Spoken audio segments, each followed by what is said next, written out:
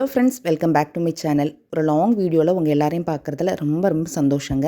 இன்றைக்கி வீடியோவில் என்ன பார்க்க போகிறோம் அப்படின்னா, அம்மா வீட்டில் எடுத்த வீடியோ தான். இன்னும் ஒரு 2-3 வீடியோ இருக்குது. உங்களுக்கு கஷ்டமாக இருந்தால் ஸ்கிப் பண்ணிவிடுங்க. பார்க்கணும் அப்படின்னு நினச்சிங்கன்னா கமெண்ட்டில் சொல்லுங்கள். அடுத்து இருக்கிற 2 வீடியோவுமே உங்களுக்கு அடுத்தடுத்து போஸ்ட் பண்ணுறேன்.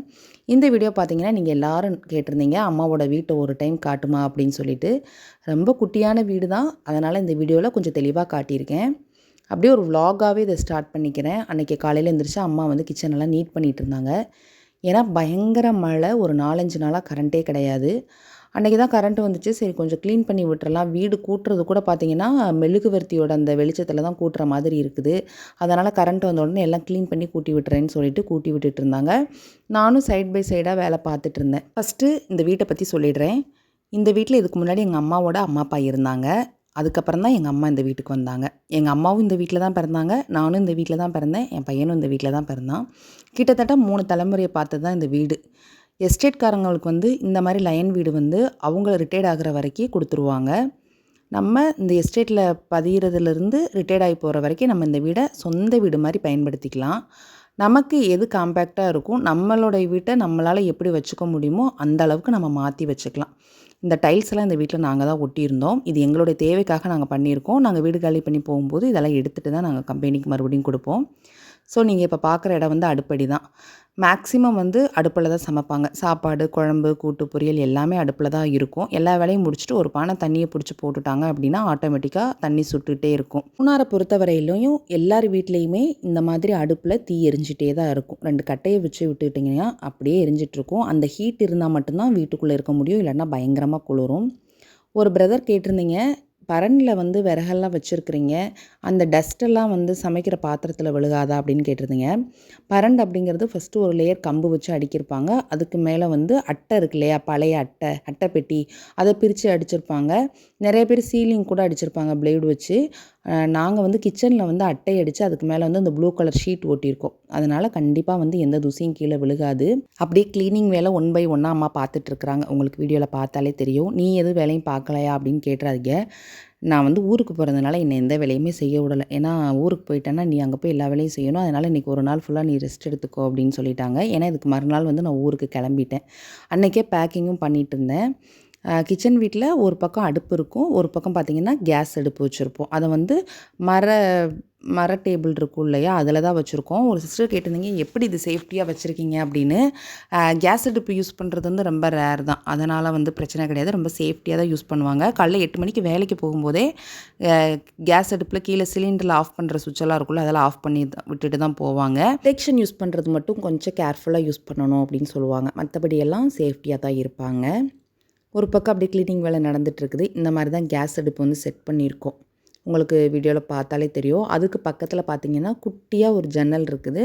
அதில் வந்து கிராசரிஸ் ஐட்டம்ஸ் எல்லாம் அம்மாவுக்கு எது அவங்க கைப்பட எடுக்கிற மாதிரி இருக்குமோ அவங்களுக்கு ஏற்ற மாதிரி தான் போட்டு வச்சுருப்பாங்க. யோஜித்துமே காலைல பிரேக்ஃபாஸ்ட்டெல்லாம் சாப்பிட்டு கொண்டு வந்து தட்டை போட்டுட்டான். அன்றைக்கி ஃபுல்லாகவே அம்மாவுக்கு வேலை இருந்துகிட்டே தான் இருந்துச்சு. அதுக்கப்புறம் துணி துவைக்கிறது அந்த மாதிரியெல்லாம் கொஞ்சம் கொஞ்சம் வேலைகள் இருந்துகிட்டே தான் இருந்துச்சு. இப்போ வந்து கரண்ட்டும் போயிடுச்சு. கரண்ட்டு போனோடனே டக்குன்னு இந்த எமர்ஜென்சி லைட் வச்சுருப்பாங்க. அது வந்து ஆட்டோமேட்டிக்காக எரிஞ்சிரும். இது வந்து பார்த்திங்கன்னா ஒரு மணி நேரத்துக்கு தான் எரியும். அதுக்கப்புறம் வந்து இதுவுமே ஆஃப் ஆகிடும். அதுக்கப்புறம் பார்த்திங்கன்னா கண்டிப்பாக கேண்டில் தான். வீட்டில் வந்து முக்கியமாக மேட் வந்து ரேராக தான் யூஸ் பண்ணுவாங்க. அவங்க வந்து பார்த்திங்கன்னா அரிசி சாக்கு கடைகளில் கிடைக்கும் இல்லையா, பழைய காலத்து அரிசி சாக்கு, அதுதான் இங்கே வந்து எல்லார் வீட்லேயும் மேட்டாக யூஸ் பண்ணுவாங்க. அதுதான் வந்து தண்ணி வந்து சீக்கிரமாக உறிஞ்சும். இங்கே வந்து அந்த கதவு இருக்கு இல்லையா, கிச்சன் வீட்டு கதவு, அதுக்கு வெளியில் போனாலே பைப்பு எனி டைம் தண்ணி வந்துகிட்டே இருக்கும். அதில் மிதிச்சுட்டு உள்ளே வரும்போது மேட் வந்து அவங்களுக்கு அவ்வளோவா கம்ஃபர்டபுளாக இருக்காது. அப்படிங்கிறதுக்காக வேண்டி இந்த மாதிரி அரிசி சாக்கை வந்து போட்டு வச்சுருப்பாங்க. எங்கள் வீட்டில் மட்டும் இல்லை, நான் நிறைய பேர் வீட்டில் பார்த்துருக்கேன். ஆனால் இப்போ நிறைய பேர் மேட்டுமே யூஸ் பண்ணுறாங்க. நாங்களுமே மேட் போடுவோம்.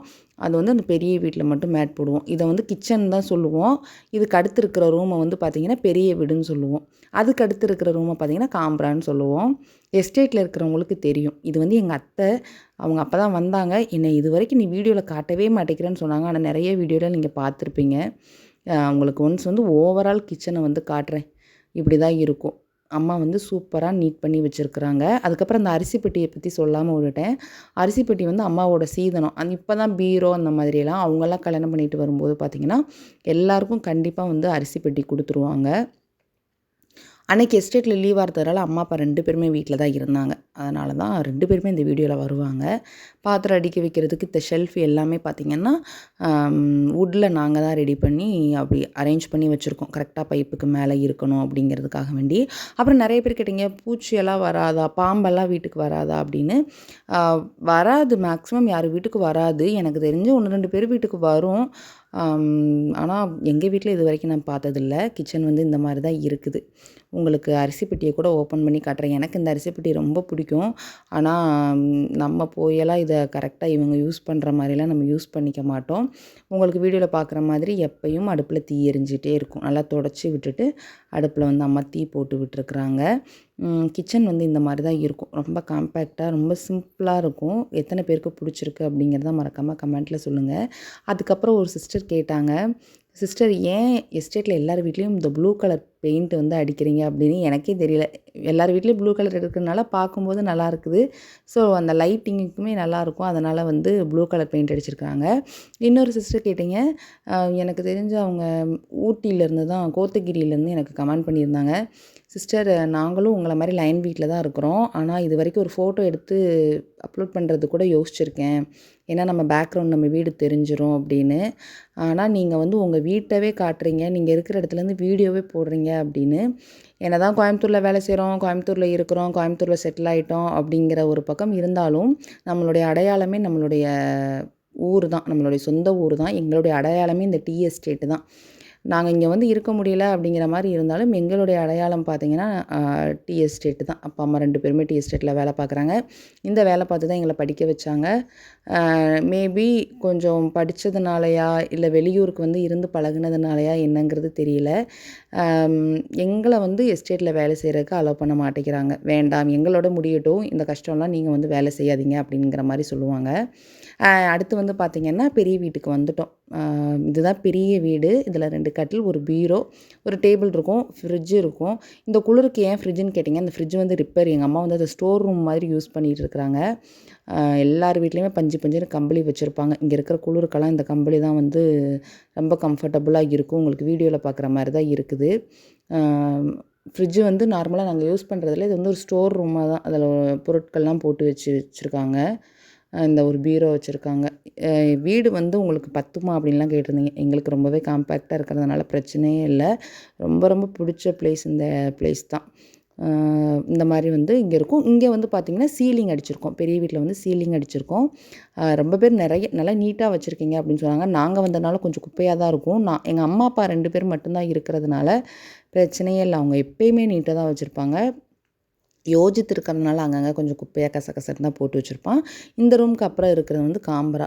இதில் வந்து ஒரு கட்டில், ஒரு பீரோ மட்டும் போட்டு வச்சுருக்கோம். லாக் பண்ணி வச்சுருக்காங்க. பேக்கிங் பண்ணி வச்சுருக்கோம். உள்ளே எல்லாமே கோயம்புத்தூர் எடுத்துகிட்டு போகிறதுக்காக பேக் பண்ணி இருக்குது. இது வந்து ஒரு ஓப்பன் ஹாலாக இருக்கும். நாங்கள் வந்து இந்த மாதிரி மறைவாக பிளேடு இருக்குல்ல, அந்த மர பிளேடு வச்சு அடித்து வச்சுருக்கோம். ஒரு ரூம் ஆக்கிட்டோம்.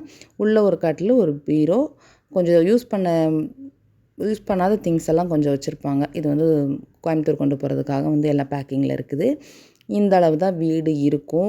இதை தான் நாங்கள் யூஸ் பண்ணிகிட்ருக்குறோம். உங்களுக்கு வீடியோவில் பார்த்தாலே தெரியும். இதுதான் எங்களுடைய வீடு, எங்களுடைய மாளிகை, எங்களுடைய அரண்மனை, என்ன வேணாலும் சொல்லலாம். நிறையா மூணாரில் இருக்கக்கூடிய நிறைய லைன் வீடு வந்து இந்த ஷேப்பில் இருக்கும். பட் ஒன்ஸ் வந்து வேறு பொசிஷன் இருக்கும். இப்போ பார்த்திங்கன்னா ஃபஸ்ட்டு எடுத்து வீட்டுக்குள்ளே வரும்போதே கிச்சன் இருக்கும். சில பேருக்கு பார்த்திங்கன்னா இந்த காம்பரா வீடு இருக்கு இல்லையா, அது அந்த பக்கமாக இருக்கும். ஸோ ஒவ்வொரு எஸ்டேட்டு ஒவ்வொரு லைன்ஸை பொறுத்து அந்த வீடு வந்து டிஃப்ரெண்ட்டாக இருக்கும். இவ்வளோ தான் இன்றைக்கி வீடியோ. எங்கள் வீடு உங்களுக்கு ரொம்ப பிடிச்சிருக்குன்னு நினைக்கிறேன். பிடிச்சிருந்தா மறக்காமல் கமெண்ட்டில் சொல்லுங்கள். இதுக்கப்புறம் ஒரு 2-3 வீடியோ இருக்குது ஊரில் எடுத்தது. அதுக்கு அடுத்தடுத்து அப்லோட் பண்ணுறேன். உங்கள் சப்போர்ட்டை கொடுங்க. தேங்க்ஸ் ஃபார் வாட்சிங். இன்னொரு வீடியோவில் பார்க்கலாம். பாய்.